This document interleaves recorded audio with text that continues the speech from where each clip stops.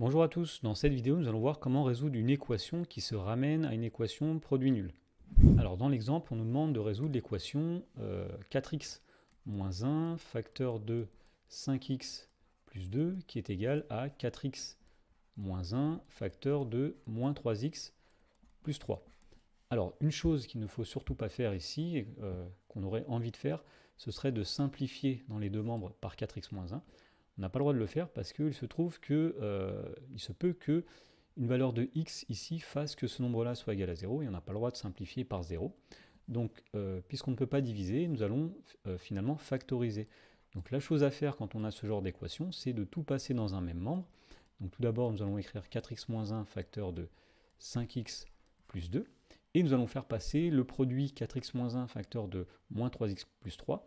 De l'autre côté, alors puisque c'est un bloc complet, nous allons simplement mettre un moins et réécrire ce bloc 4x moins 1 facteur de moins 3x plus 3. Et donc, puisque nous l'avons fait passer à gauche, il ne reste plus rien à droite, nous mettons égal 0. Alors, pour résoudre cette équation à ce stade, on ne peut pas encore le faire puisque nous avons quelque chose d'assez compliqué.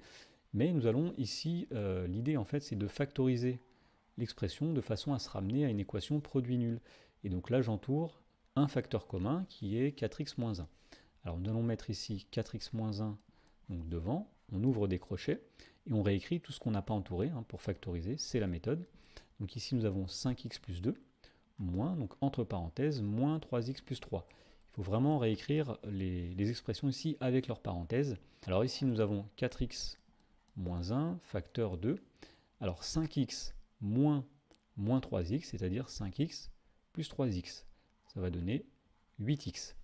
Ici, nous avons 2 moins plus 3, 2 moins 3, c'est-à-dire moins 1.